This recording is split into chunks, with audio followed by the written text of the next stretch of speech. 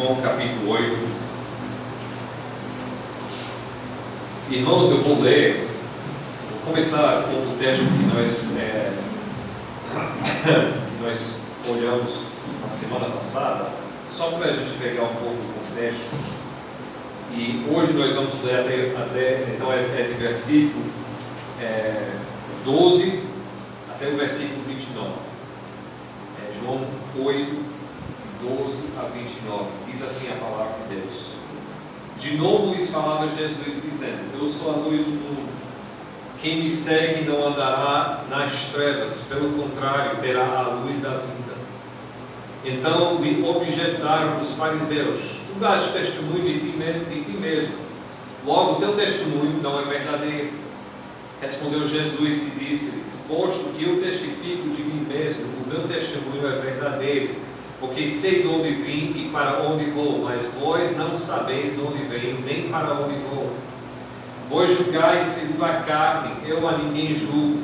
Se eu julgo, o meu juízo é verdadeiro, porque não sou eu só, porém eu e aquele que me enviou.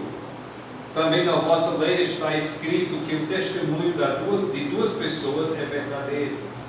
Eu testifico de mim mesmo, e o Pai que me enviou também testifica de mim. Então eles lhe perguntavam: Onde está teu Pai? Respondeu Jesus: Não me conheceis a mim, nem a meu Pai. Se conhecesseis a mim, também conhecereis a meu Pai. Proferiu ele estas palavras no lugar do gasomilácio, quando ensinava no templo. E ninguém o prendeu, porque não era chegada a sua hora. De outra feita lhes falou, dizendo: Vou retirar-me, e vós me procurareis, mas perecereis do vosso pecado. Para onde eu vou, vós não podeis ir. Então diziam os judeus: Terá ele acaso a intenção de suicidar-se? Porque diz: Para onde eu vou, vós não podeis ir. E prosseguiu: Vós sois cá de baixo, eu sou lá de cima. Vós sois deste mundo, eu deste mundo não sou. Por isso eu vos disse que morrereis nos vossos pecados, porque se não crerdes que eu sou, morrereis nos vossos pecados. Então lhe perguntaram: Quem és tu?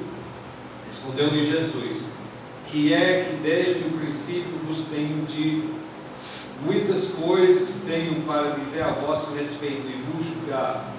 Porém, aquele que me enviou é verdadeiro, de modo que as coisas que dele tenho ouvido, essas digo ao mundo. Eles, porém, não atinaram que lhes falava do Pai. Disse-lhes, pois, Jesus: Quando levantardes o Filho do Homem, então sabereis que eu sou, e que nada faço por mim mesmo, mas falo como o Pai me ensinou. E aquele que me enviou está comigo, não me deixou só, porque eu faço sempre o que lhe agrada. Oremos, Senhor, mais uma vez, chegamos diante de Tua Palavra com um senso de reverência, nos maravilhando da Tua majestade, da Tua sabedoria infinita, nos maravilhando do fato de que da Tua contenção em nos entregar esta palavra, para que nossas mentes limitadas, nossas mentes humanas, tenham a capacidade de entender as palavras da salvação. Então é isso que nós pedimos hoje à noite. Nós pedimos o Teu entendimento, nós pedimos a Tua orientação. Confesso que dependo completamente do poder do Teu Espírito Santo para fazer com que estas palavras sejam eficazes em nossas vidas. Então imploramos hoje à noite que a Tua palavra se torne viva para nós. Imploramos nesta noite que nós sejamos capazes de entender e depois fortalecidos para aplicar esta palavra às nossas vidas. Que esta noite não seja apenas um exercício intelectual, mas seja um evento transformador em nossas vidas, em nome de Jesus Cristo. Amém. Irmãos, nós entramos na semana retrasada nesse trecho aqui, que é mais uma vez o apóstolo João, ele pega e ele junta vários discursos que Jesus faz e questionamentos que as pessoas fazem, os ouvintes fazem enquanto Jesus faz esses discursos. Nós temos um discurso completo daqui, de versículo 12 até o final do capítulo, certo? Minha intenção original era pregar de 12 ao final do capítulo em uma mensagem. Vocês que me conhecem vão rir dessas minhas intenções, porque nunca dá certo. Sempre tenho que parar, não, isso aqui é rico demais para passar em só uma mensagem. Nós temos que abrir um pouco mais isso, certo? E cada vez mais que eu vou abrindo, cada vez mais eu vejo. Aí na semana retrasada eu pensei, não, mas tudo bem, eu vou só dar a introdução e nesta semana hoje eu farei o resto do capítulo. Não vai dar, certo? Não vai dar, tem coisa demais aqui. Então, se vocês estão lembrados, esse trecho nós dividimos em 3 partes. Eu falo esse trecho de 12 até o final do capítulo, até versículo 59. São 3 partes que são resumidas em 3 contrastes. De versículo 12 a 19 são trevas e luz. Trevas e luz. E começando em versículo 12, né? Eu sou a luz do mundo, quem me segue não andará em trevas, mas terá a luz da vida. E na semana retrasada, nós olhamos um pouco mais de perto, quando esses fariseus e esses judeus ouviram a palavra luz, na mente deles vieram esses conceitos do Antigo Testamento, o que significava para eles luz, e nós olhamos nós observamos que pelo menos 5 conceitos vieram na sua mente quando Jesus falava, eu sou a luz do mundo. Nós vemos em Gênesis capítulo 1, a luz representando o poder de Deus. Em Êxodo 34, nós vemos a luz representando a glória de Deus. Em Salmo 119, a gente vê a luz representando a palavra de Deus. Em Isaías 9, nós temos a luz representando a salvação de Deus. E em Provérbios 4, nós olhamos a luz representando a santificação progressiva de Deus. Todos esses conceitos são contidos nesse conceito de luz. E a gente começa a entender quando Jesus fala eu sou a luz do mundo. Isso foi uma declaração impactante para essas pessoas, porque eles estão pensando, puxa, Jesus Cristo está dizendo muita coisa sobre Ele mesmo. Isto aí é uma afirmação muito ousada para uma pessoa qualquer fazer.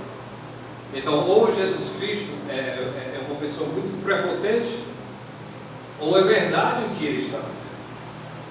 Aí os fariseus estão lidando com isso, e essa confusão que eles estão tendo, né? Então nós temos trevas e luz. Hoje nós vamos falar sobre o segundo contraste, que é morte e vida. Em versículo 21, que é o começo do nosso texto, ele diz, eu retiro-me e buscar-me-eis e morrereis no vosso pecado. Para onde eu vou não podereis vos ir. Então Jesus está aqui dizendo que eu sou a divisão das águas entre morte e vida. Nós vamos olhar esse texto e essa parte do discurso mais de perto hoje. Aí começando em versículo 31, é a diferença entre escravidão e liberdade, onde Jesus Cristo diz, se vós permanecerdes na minha palavra, verdadeiramente sereis meus discípulos e conhecereis a verdade vos libertará. E da próxima vez que eu vou pregar, que não vai ser tão cedo, mas na próxima vez que eu for pregar, Deus permitir, nós vamos olhar essa parte aqui, que significa, eu vou te dar uma dica, não tem nada a ver com nenhuma campanha presidencial, né? Vou jogar isso certo? Isso vou dar esse spoiler para vocês. Mas vamos voltar para o versículo 21 e os versículos seguintes, para olhar essa questão de morte e vida. Antes de olhar isso, gostaria só de abrir um parêntese aqui. Eu tenho falado isso várias vezes, falado coisas parecidas, mas é importante a gente lembrar, porque o que o apóstolo João repete e enfatiza vez após vez após vez, e são verdades importantíssimas sobre a pessoa de Cristo. E se a gente não tomar cuidado, isso vira para nós um exercício intelectual, que em si não é ruim. É bom exercitar essa coisa que Deus nos deu aqui, né, nossa cabeça. É bom. Mas a gente não pode ficar por ali. A gente tem que entender que Jesus, que o Espírito Santo, através do apóstolo João, está dando essas informações por uma finalidade. Então, por que é que seja tão importante a gente conhecer a pessoa de Jesus Cristo? Primeiro, e uma das coisas que nós vamos enfatizar é o seguinte: que nossa salvação depende em conhecer a pessoa de Jesus Cristo. Sem Jesus Cristo não há salvação. Então, para uma pessoa ser salva, essa pessoa tem que saber, tem que crer em certos aspectos importantíssimos sobre a pessoa e a obra de Jesus Cristo. Então, isso é muito importante. Para nós, como crentes, é importante para a gente saber expressar isso. Para pessoas que talvez estejam aqui sem Jesus Cristo, é muito importante para você poder crer. Essas verdades que nós vamos falar são importantes por causa disso. Segundo, João 14,15 é muito importante. João 14,15, um versículo chave do livro de João, que nós não chegamos ainda na nossa exposição, mas vamos passar em frente e fazer um spoiler. João 14, versículo 15, ele diz o que? Se me ameis, guardareis os meus mandamentos. Se me ameis, guardareis os meus mandamentos. Quem está falando aqui é Jesus Cristo. E ele está falando para os seus discípulos. E ele está dizendo, como meus discípulos, vocês devem guardar os meus mandamentos. E guardar, o jeito de guardar os meus mandamentos é de me amar. E à medida que vocês vão me amando de verdade, Jesus Cristo falando, a essa medida vocês vão fazer a minha vontade. Ou seja, a minha santidade, isso bate, a gente poderia ir para vários trechos nas epístolas que falam a mesma coisa. No final das contas, a minha santidade depende do amor que eu tenho por Jesus Cristo. E quando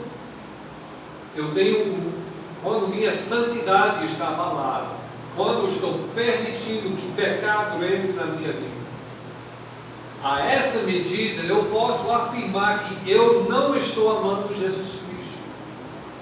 E qual é a primeira coisa que tem que acontecer? Mudar o meu comportamento. Mudar o comportamento é interessante, mas a primeira coisa que precisa ser resolvida é que eu preciso voltar ao meu primeiro amor. Esse é o problema. Eu posso mudar meu comportamento sem cuidar do amor a Jesus Cristo e meu comportamento não vai ficar mudado. Estão entendendo o que eu estou dizendo? Às vezes eu olho e parece que as pessoas, eu estou falando inglês, né? Então, sigam aqui o raciocínio. Eu preciso dar um pequeno pouco de crédito aqui, porque quem expressou dessa forma, eu acho que os irmãos sabem, alguns irmãos sabem que esta semana o mundo evangélico perdeu uma grande figura, que é o John MacArthur. Né? E eu fiquei muito sensibilizado. John MacArthur é uma pessoa que tem me influenciado muito pessoalmente, pelos seus escritos e mensagens e pelas lutas que ele tem travado a favor da verdade bíblica. Então, em homenagem a eles, eu fui lá no site da igreja e todas as mensagens dele estão arquivadas. Aí eu peguei, o que ele vai dizer sobre o Evangelho de João? Aí eu peguei João capítulo 1 e ele expressou dessa forma. Aí eu disse, não, essa eu vou levar para a igreja. Mas eu estou dizendo isso só para vocês saberem que isso veio da mensagem dele e não da minha cabeça. Presta atenção. Quando o nosso amor a Jesus Cristo depende de nós conhecermos Jesus Cristo. E quanto mais nós conhecermos Jesus Cristo, quanto uma pessoa crente em Jesus Cristo, habitada pelo Espírito Santo, quanto mais nós vamos conhecendo, quanto mais nós vamos amar Jesus Cristo. Eu vou usar esse exemplo de quando eu namorava, né?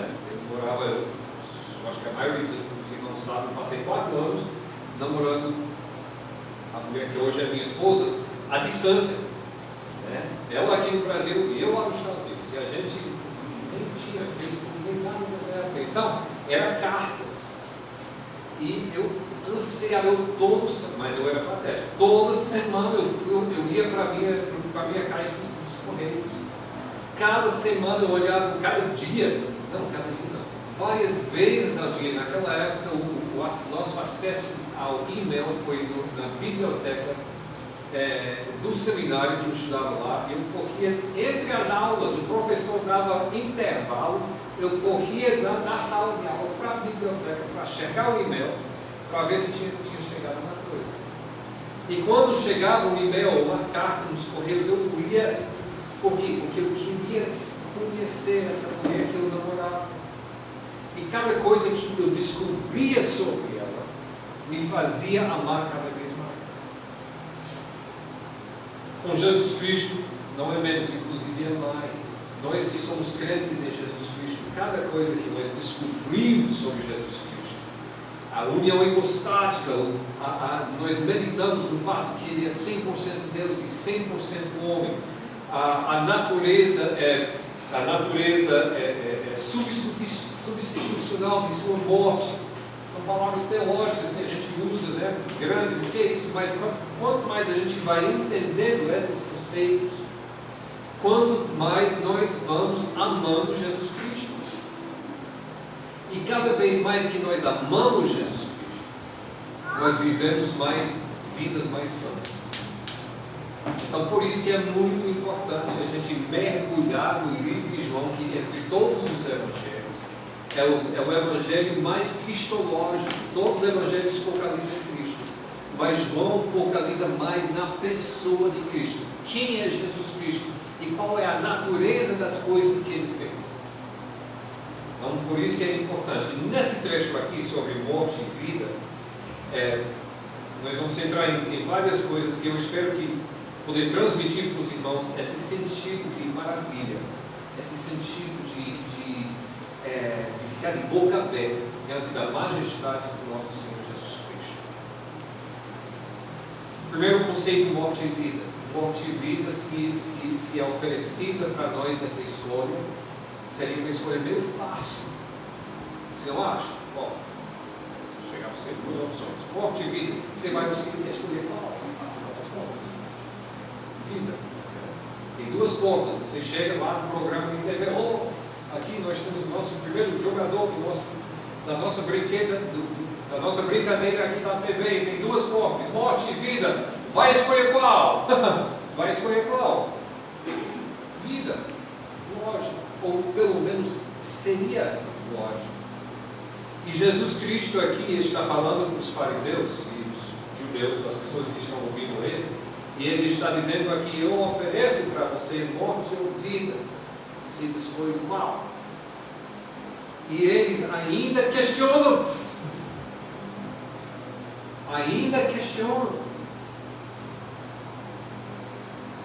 E isso leva a nós uma questão.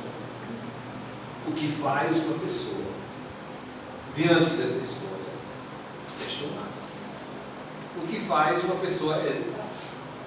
E nós sabemos que isso não é somente uma coisa que aconteceu com Jesus nessa época, mas nós sabemos que isso acontece hoje em dia. Se você já se envolveu em evangelismo, se você já teve algum amigo descrente que você procurou evangelizar, algum parente que você está orando há muitos anos, você sabe disso.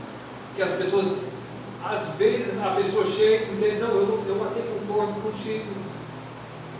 Mas então é excelente, vamos orar, vamos aceitar Jesus nesse momento. O que faz uma pessoa se equivocar diante de uma escolha, morte ou vida, que é tão clara? Aqui, nesse texto, Tem pelo menos 3 motivos que uma pessoa vacila. E se vacilar demais, morre nos seus pecados, mesmo sendo oferecido a vida. Veja no versículo 21. Disse-lhes, pois, Jesus outra vez: eu retiro-me, e buscar-me-eis e morrereis no vosso pecado, para onde eu vou, não podeis vos ir. Jesus Cristo está fazendo uma profecia aqui, e quando ele fala eu retiro-me, ele está falando de sua morte. Ele fala depois de sua morte: buscar-me-eis e morrereis no vosso pecado. Ele não quer dizer com isso que as pessoas, ao buscar Jesus Cristo, o próprio Jesus Cristo, não vão achar. Porque Jesus Cristo oferece a salvação, e quem busca Jesus Cristo de verdade encontra Jesus Cristo. Mas ele está falando para os judeus e ele está dizendo: eu retiro-me, e vocês vão continuar buscando o Messias. Entende que esse tempo todo Jesus está dizendo: eu sou o Messias. Mas agora o Messias vai se retirar, morte, depois a ascensão dele. E vocês vão continuando buscando, não reconhecendo o fato que eu já vim. E morrereis no vosso pecado, para onde eu vou, não podeis vos ir. E nós sabemos que é exatamente isso que aconteceu, e na verdade é exatamente isso que ainda acontece com o povo judeu. O povo judeu rejeitou Jesus Cristo como Messias, e de lá para cá vem procurando Messias aqui, Messias acolá. Inclusive, esta semana eu tenho um judeu que ele é músico e ele faz às vezes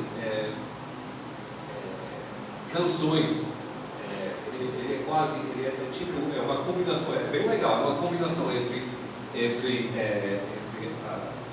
as músicas tradicionais judaicas e rap, né? Aí ele faz músicas sobre eventos do Antigo Testamento, que foi o que me chamou a atenção. Mas ele é judaico, ele é judeu praticante, não é messiânico, não aceita Jesus Cristo como Senhor Salvador. Eu estava pegando, diante de alguns estudos do Antigo Testamento, eu estava procurando alguma coisa que ele havia feito, e eu peguei outro vídeo dele, onde ele faz outra canção que está clamando para que Jesus mande o Moshiach. E se você ouvir o judeu hoje em dia falando do Moshiach, essa é a palavra hebraica para Messias. Venha Messias, venha Messias. Até hoje eles estão procurando o Messias que já veio. E a coisa mais triste, agora, nas EBDs onde o irmão Vanos não está presente, nós estamos falando sobre o lugar de Israel, né? O plano de Deus para Israel, que é muito interessante. E um dia nós sabemos que Israel vai estar junto na terra de novo, em fé, e isso vai ser maravilhoso, né?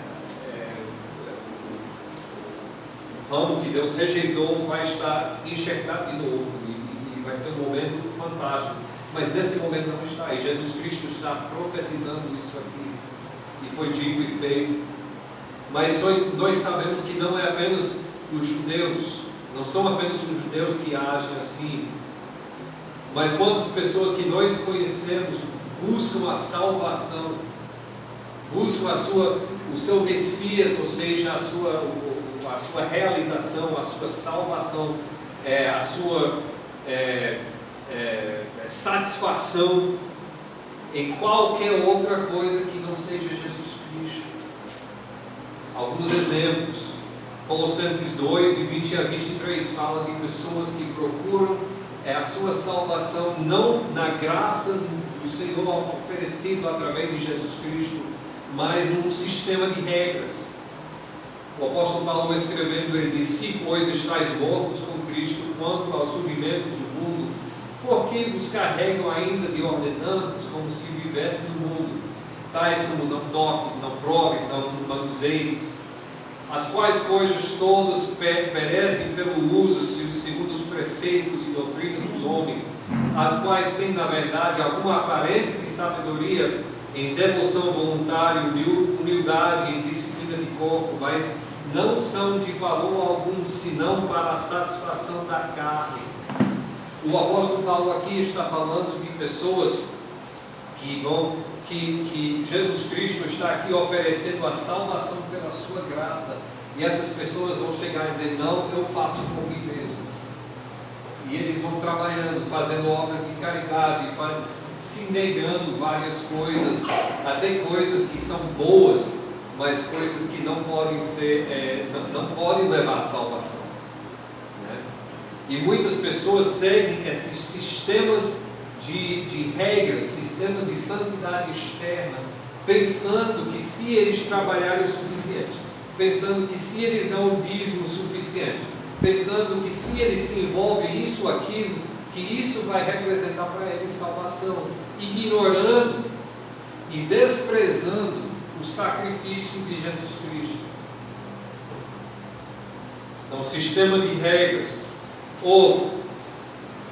e essa lista que eu vou falar aqui não é exaustiva, em Oséias 10, de 13 a 14, Deus, através do profeta Oséias, ele diz: lavraste a impiedade, cegastes a perversidade, e comeste o fruto da mentira, porque confiaste no teu caminho, na multidão dos teus valentes. Portanto, entre o teu povo se levantará um grande tumulto, e todas as tuas fortalezas serão destruídas, como Salomão destruiu a Bet-Arbel no dia da guerra. A mãe ali foi despedaçada com os filhos. E nós olhamos esse texto, nós entendemos que o profeta está falando do povo de Deus que confiava em homens valentes para salvá-los, em vez de confiar em Deus. E isso nós reconhecemos em nossos dias no mundo evangélico. E eu coloco aqui os dois viés, então, na verdade, todos os viés políticos e crentes de todos os viés políticos, que colocam sua fé em tal candidato, ou então partido, ou então eleição. Rapaz, se a gente pudesse ganhar essa eleição, as coisas vão melhorando. E eu pergunto: quantas vezes o seu candidato ganhou? E me diga uma coisa: as coisas melhoraram muito ou não? E eu te digo, quantas vezes uma política que você queria, uma lei que você queria que passasse e fosse passada, amém, e as coisas melhoraram muito? Não. Ou de forma geral o mundo continua a girar mais para a corrupção, mais para a imoralidade. Agora, eu não estou aqui dizendo que o crente não deve se envolver. Nós fazemos parte de uma república democrática, e dentro dessa república democrática Deus tem nos dado a responsabilidade de participar e de expressar a nossa fé em todos os aspectos da sociedade, inclusive as urnas. Então, eu não estou pregando aqui os franceses falam laissez-faire, algum descaso com a sociedade, mas eu estou dizendo para que isso não é a nossa confiança. E o problema é que para muitos crentes, ou pelo menos muitas pessoas que frequentam a igreja, política tem se tornado um substituto para a santidade. A política tem se tornado um substituto para até a salvação. Como é que eu sei disso? Porque a natureza da política é de fazer alianças, e pode ser que seu lado tem pessoas, eu como crente, eu tenho certos valores, e esse grupo aqui, pessoas descrentes, também compartilharam certos valores. Então a gente tem propósitos em comum, e a gente junta esses propósitos para eleger nosso candidato. Até aí tudo bem. Mas o que acontece? Os crentes em Jesus Cristo, para não ofender seus aliados políticos, deixam de evangelizar. Eu tenho observado isso. Eu já falei de John MacArthur, a minha intenção nessa mensagem não é que virasse uma homenagem a John MacArthur, mas está aqui. John MacArthur, outro dia foi entrevistado por um judeu. Eu sei um judeu ortodoxo conservador, que compartilha muitas das ideias conservadoras do John MacArthur e minhas. E esse judeu ortodoxo já havia entrevistado muitos crentes. E quando entrevistaram os crentes, o assunto era o que nós temos em comum. Como nós vamos mudar a sociedade através do nosso ativismo político, todas essas coisas. Nenhum evangelizou esse judeu, exceto John MacArthur. E quando John MacArthur chegou na entrevista, ele passou uns 30 minutos falando para esse judeu, de repente Shapiro, falando para ele por que ele precisava aceitar Jesus Cristo. Porque Jesus Cristo, e abrindo o Antigo Testamento e falando para esse judeu ortodoxo, porque o Antigo Testamento fala de Jesus Cristo. Deixou o político de lado e evangelizou.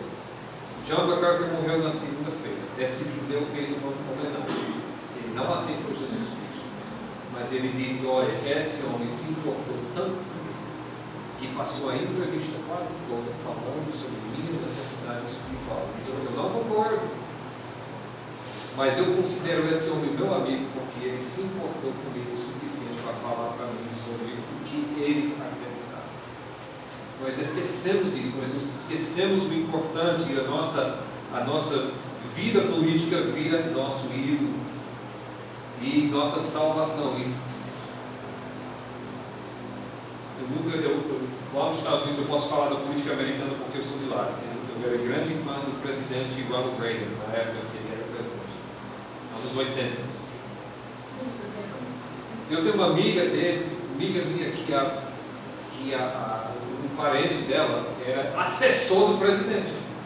Eu conhecia esse parente dela, para mim era. Recentemente, a última vez que eu estive nos Estados Unidos, eu estive na casa dessa amiga e lá estava uma foto dela, do parente dela e o presidente, Ronald Reagan.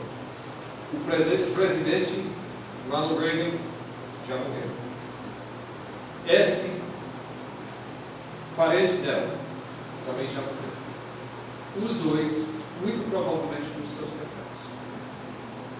Política, as vitórias políticas que tiveram nos anos 80 não lhes serviram absolutamente nada.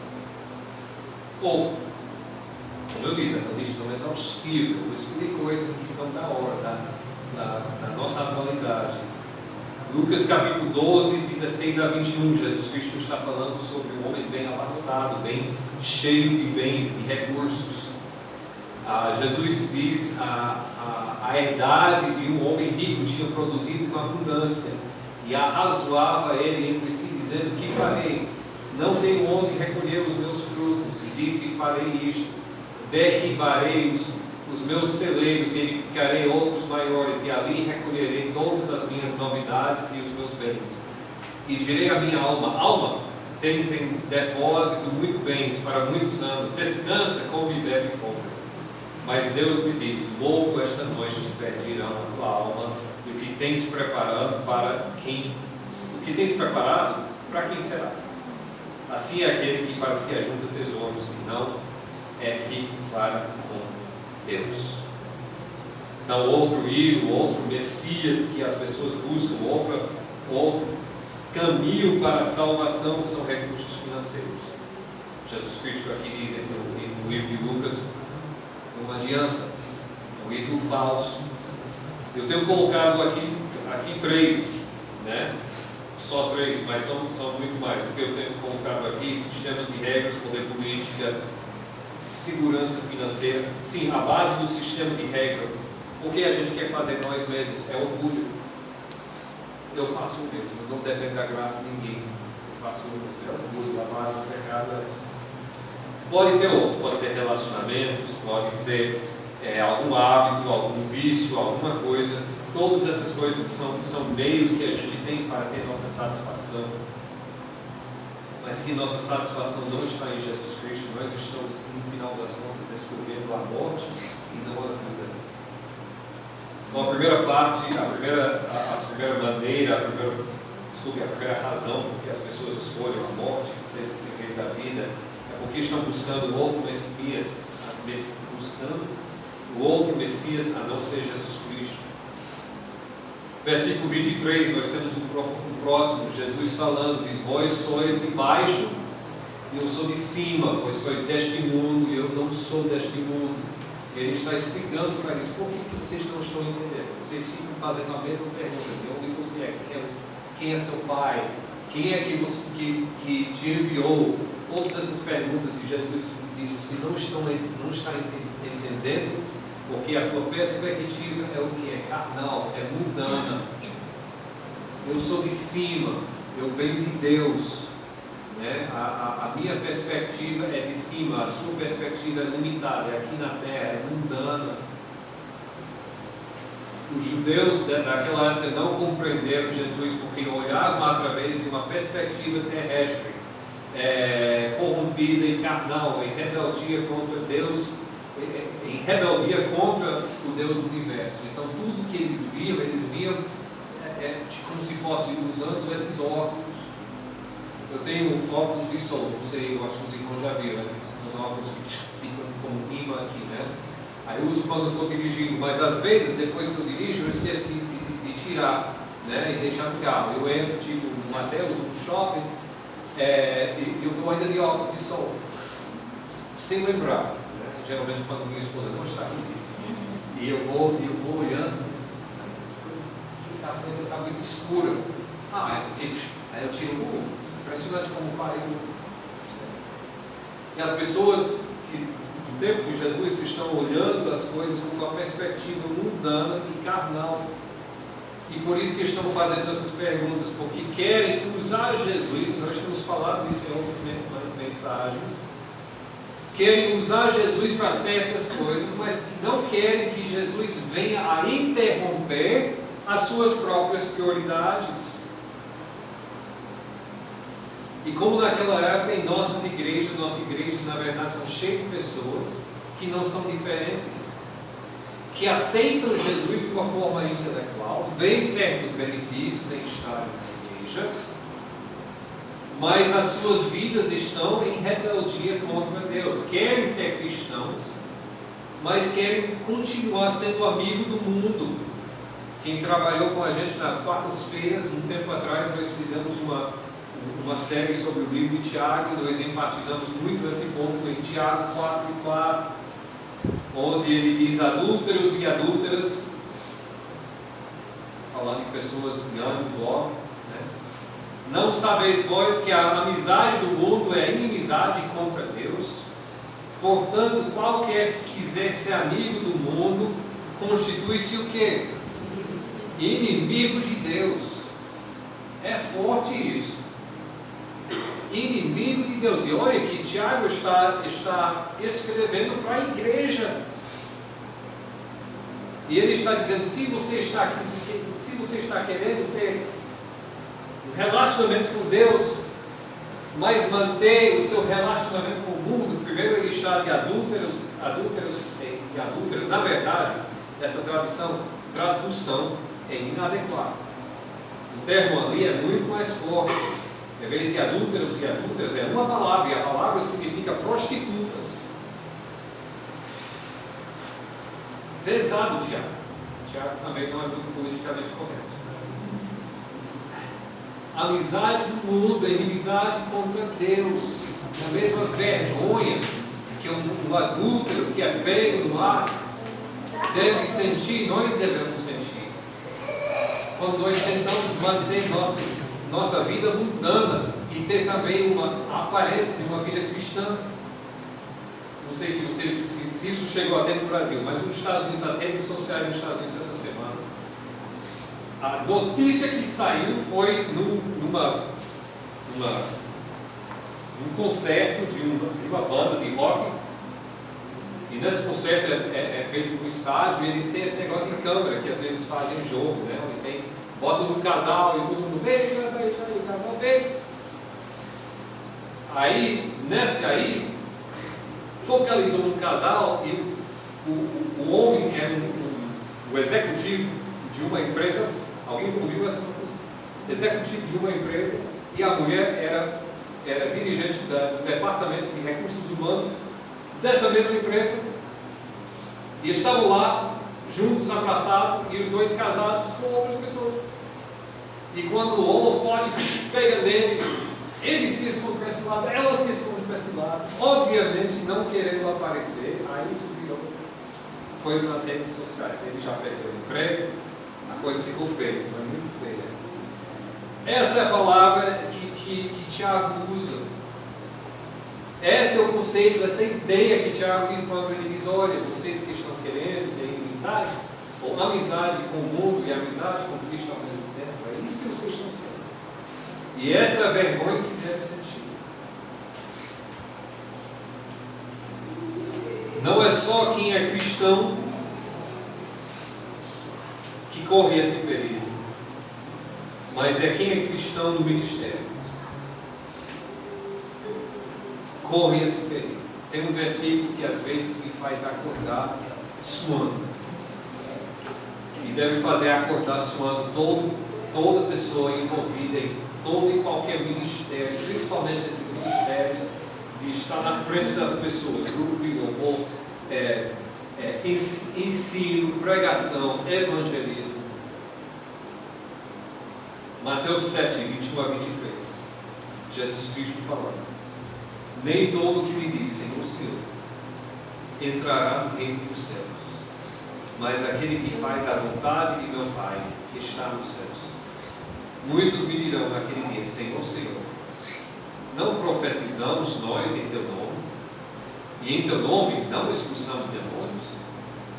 E em teu nome não fizemos muitas maravilhas? Então lhes direi abertamente: nunca vos conheci, apartai-vos de mim, vós que praticais a iniquidade. É possível servir a Deus em papéis ministeriais e estar servindo somente os seus próprios interesses. Muito importante que a gente, qualquer pessoa que vai servir na igreja, tenha essa atitude. Que eu estou servindo, que Deus me colocou, porque é uma coisa que Deus quer que eu faça. Mas eu não estou servindo para nenhum benefício próprio dele. Eu não estou servindo para nenhum reconhecimento dele.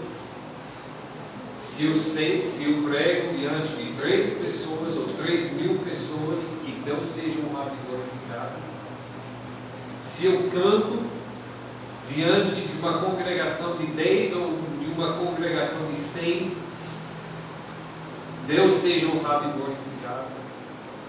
Se eu estou na frente, onde todos estão me vendo, ou se eu estou num papel onde ninguém me nota, que Deus seja honrado e glorificado.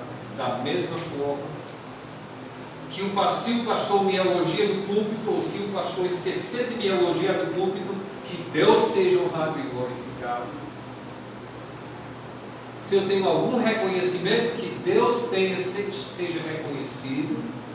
E se ninguém me reconhece, eu tenho a plena consciência de que Deus está vendo. E Deus vendo e aprovando é a única coisa que deve importar. Porque se essa atitude não está em nós corremos um grande perigo. Tudo que não seja feito com essa atitude é uma atitude de, Jesus Cristo fala aqui, de iniquidade. E nós estamos correndo o risco de estar fazendo a mesma coisa com Jesus que os fariseus faziam. Que esses judeus nesse texto, de querer usar Jesus para os seus propósitos, sem deixar de lado seu pecado, sua carnalidade. Terceira razão, porque as pessoas vão rejeitando a morte em favor da vida. Primeiro, só para revisar, não deixar em branco. Primeiro, porque busca o outro Messias, a não ser Jesus Cristo. Segundo, porque conhece Jesus através de uma perspectiva mundana e carnal. Número 3, começando em versículo 24, Jesus diz: por isso vos disse que morrereis em vossos pecados, porque se não credes que eu sou, morrereis em vossos pecados. Terceiro motivo, não creio no verdadeiro Jesus Cristo. Por isso, aqui onde entra o que eu falei lá no início, por isso que é importante a gente estudar a palavra para a gente entender quem realmente é Jesus Cristo, o que Jesus Cristo faz. Vamos continuar. Disseram-lhe, pois, quem és tu? Jesus lhes disse, isso mesmo que já desde o princípio nos disse. Muito tenho que dizer e julgar de vós, mas aquele que me enviou é verdadeiro. E o que dele tenho ouvido, isso falo ao mundo. Mas não entenderam que ele lhes falava do Pai. Aqui, de versículo 25 a versículo 27, Jesus Cristo está falando de quem Ele é. Na verdade, se você está prestando atenção em nossas mensagens, Ele vai dizendo quem eu sou. Eu sou isso, eu sou aquilo, eu sou a luz do mundo, eu sou a verdade, ninguém vem ao Pai senão por todas essas coisas. Ele vem falando ao longo do tempo quem Ele é. Versículo 27, mas não entenderam que Ele lhes falava do Pai.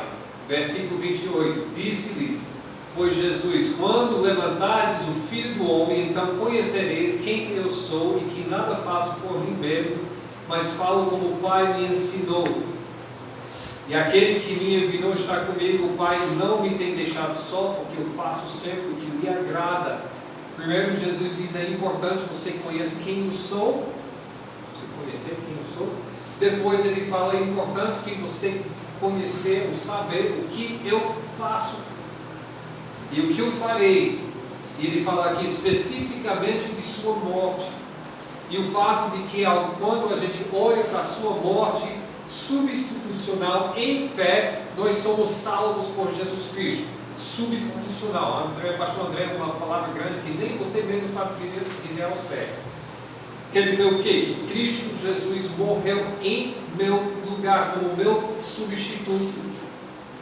Isso é chave, isso é a parte importante da mensagem de Jesus Cristo e da obra de Jesus Cristo. Sem essa parte, nós somos de todos os homens os mais miseráveis. Incluso nisso é a sua ressurreição para cumprir a compra que Ele fez, cumprir a obra que Ele fez na cruz. Não é por nada não que ao longo da história da igreja o Satanás tem tentado confundir a pessoa de Cristo. Inclusive nós estamos fazendo um estudo nas quartas-feiras à noite sobre seitas e heresias, e uma coisa que muitas seitas e heresias têm em comum é uma confusão sobre a pessoa e a obra de Jesus Cristo. E isso não é novidade. Inclusive as heresias de hoje que confundem, né? A pessoa, a obra de Jesus Cristo, os mormons, outros, eles apresentam heresias que são antigas. Algumas heresias que falam sobre a pessoa de Jesus Cristo, heresias erros grandes. Um dos primeiros erros, heresias da igreja, foi chamado de ebionismo, que diz o quê? Que Jesus é apenas um profeta que seguiu a lei mosaica. Hoje em dia os muçulmanos creem nisso, entre outros. E Jesus Cristo é apenas um profeta. Nós honramos Jesus. Não, porque você chama Jesus de mentiroso, porque Jesus diz que é Deus e você diz que é só profeta. Não caia nessa. Nós honramos Jesus. Em Colossenses 2,9 diz, porque nele, quer dizer, Jesus Cristo, habita corporalmente toda a plenitude da divindade. Jesus Cristo não é apenas um homem, não é apenas um profeta. Nós temos o gnosticismo. O gnosticismo é que motivou o apóstolo João a escrever o Evangelho de João. O gnosticismo diz que Jesus é qualquer coisa a não ser totalmente Deus e totalmente humano. Existem várias divisões dentro do gnosticismo. Uns enfatizam a divindade, outros enfatizam a humanidade, mas nunca chegam a dizer que ele é 100% Deus 100% homem. Mas em Hebreus 2, 14 a 17 nós lemos: e visto como os filhos participam da carne e do sangue, também ele participou das mesmas coisas, porque para que pela morte aniquilasse o que tinha o império da morte, isso é o diabo, e livrasse todos os que com medo da morte estavam por toda a vida sujeitos à servidão. Porque na verdade ele não tomou os anjos, mas tomou a descendência de Abraão, pelo que convinha que em tudo fosse semelhante aos irmãos, para ser misericórdia e fiel sumo sacerdote naquilo que é de Deus, para expiar os pecados do povo. O autor de Hebreus está dizendo que para expiar os pecados era importante Jesus Cristo ser homem. Também tem arianismo. Arianismo quer dizer que Jesus Cristo é um ser criado. Isso foi uma das maiores heresias do tempo, um pouco antes da Idade Média. Mas em Colossenses 1, 16 a 17, nós lemos o qual é a imagem de Deus, falando de Cristo, o qual é a imagem do Deus invisível, primogênito de toda a criação, porque nele foram criadas todas as coisas que há nos céus e na terra, visíveis e invisíveis, sejam tronos, sejam dominações, sejam principados, sejam potestades, tudo foi criado por ele e para ele. Por ele e para ele. E ele é antes de todas as coisas, e todas as coisas subsistem por ele. Jesus não é um ser criado, Jesus é o Criador. Então, essas são três, e são as três maiores. Existem outras subdivisões, e essas heresias você encontra hoje em várias seitas que nós estamos estudando nas quartas-feiras. Esses vídeos estão disponíveis no nosso canal, se vocês quiserem olhar. Essas são heresias sobre a pessoa de Jesus Cristo. Sobre a sua obra, nós temos o pelagianismo. Não vai ter uma prova depois, certo? Pelagianismo diz que Cristo foi um bom exemplo. O homem é que precisa se esforçar para se salvar, seguir o exemplo de Jesus. Isso é muito comum hoje. Na universidade, você vê muito, nós honramos Jesus, mas não é esse negócio de ressurreição e tudo. Efésios 2, 8 e 9 diz: porque pela graça sois salvos por meio da fé, e isso não vem de vós, é dom de Deus, não vem das obras, para que ninguém se glorie. Nós temos o socinianismo. Diz que a morte de Cristo foi apenas um exemplo moral para inspirar o arrependimento. Então a gente olha para a morte de Cristo: Jesus Cristo fez tanta coisa, então eu vou me arrepender por causa do sacrifício dele. Não é isso. Esse pensamento muito comum hoje. Romanos 5, de 8 a 10. Mas Deus prova o seu amor para conosco, em que Cristo morreu por nós, sendo nós ainda o quê? Pecadores. Logo, muito mais agora, sendo justificados pelo seu sangue, seremos por ele salvos da ira. Porque se nós, sendo inimigos, fomos reconciliados com Deus pela morte de seu Filho, muito mais já reconciliados, seremos o quê? Salvos pela sua vida. Isso que eu falei no início, a morte substitucional de Jesus Cristo. Docetismo é o ramo do gnosticismo, que diz que Cristo não morreu, apenas pareceu que ele morreu, né? Fingiu que morreu. Não, né? Alguns dizem que não, ele não morreu, mas ele habitou Jesus Cristo. Então, quando Jesus Cristo, o homem, morreu, Jesus Cristo deixou ele. Jesus Cristo, Deus, deixou ele, abandonou. João 19, 34 e 35. Contudo, um dos soldados o furou o lado com uma lança, e logo saiu sangue e água.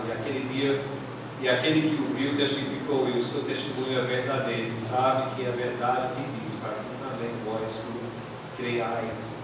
Ali dizendo que Jesus Cristo morreu, e morreu mesmo. Muito importante isso. E finalmente o universalismo. O universalismo diz que a morte de Jesus Cristo vai para o outro lado. Diz que a morte de Jesus Cristo garante a salvação para todos. Então todos salvos. Todos são salvos automaticamente, porque Cristo morreu e salvou o mundo. Uma passagem que nós já olhamos muito Diz o contrário, porque Deus amou o mundo de tal maneira que deu o seu Filho unigênito, para que todo aquele que faz o quê? Nele crê, não pereça, mas tenha a vida eterna. Porque Deus enviou o seu Filho ao mundo, não para que condenasse o mundo, mas para que o mundo fosse salvo por ele. Quem crê nele não é condenado, mas quem não crê já está o quê? Condenado, porque não crê no nome do unigênito Filho de Deus.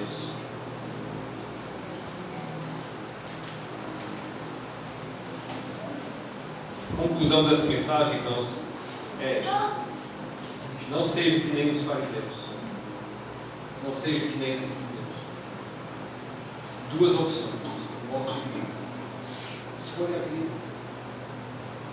Escolha a vida. Se você está aqui sem Jesus Cristo, você pode dizer: não, mas pastor, aqui só tem gente que está frequentando a igreja durante muito tempo. Não pertence a estar frequentando a igreja muito tempo. Pertence realmente ao sofrer de Jesus Cristo. Isso que eu quero dizer. Porque pode ser que você está há muito tempo aqui na sua própria força, indo para a igreja porque pensa que vai ter algum valor diante de Deus, na sua própria força. Pode ser que você está aqui ouvindo a palavra de Deus, mas quando você sai, você ignora tudo que é falado aqui e cria seu próprio Jesus na sua própria cabeça. Um Jesus que passa a mão sobre o seu pecado, um Jesus que é apenas um bom exemplo, seja qual for. Pode ser que você está servindo na igreja, mas servindo mais assim, com motivos alternativos. Pode ser que para você o dízimo é um pagamento que você faz para que tudo corra bem na sua vida. Certo? Essa ideia é muito comum até em nossas igrejas. Esse não é o Jesus de verdade. Essa não é a mensagem do Evangelho. Se tudo que eu falei aqui agora descreve você, então, meu amigo, você tem excluído a morte. Que nem assim judeus. Escolha a vida. Nós que somos crentes em Jesus Cristo, como é? É fácil. Nós que temos escolhido a vida, andar nos caminhos da morte. Bom é que nós temos o Espírito Santo que nos convence, que nos chama, que nos fala. E quando nós estamos andando nos caminhos da morte, não ignores a sua voz. Não ignores, mas procure andar na vida. Sendo assim, nós teremos certeza de estarmos caminhando na vontade de Deus. Nós caminhamos em obediência à sua palavra. Estas são as palavras de hoje. Medite na palavra de Deus. Que Deus abençoe e que eu possa afirmar com certeza que todos aqui da nossa igreja temos escolhido a vida. Amém?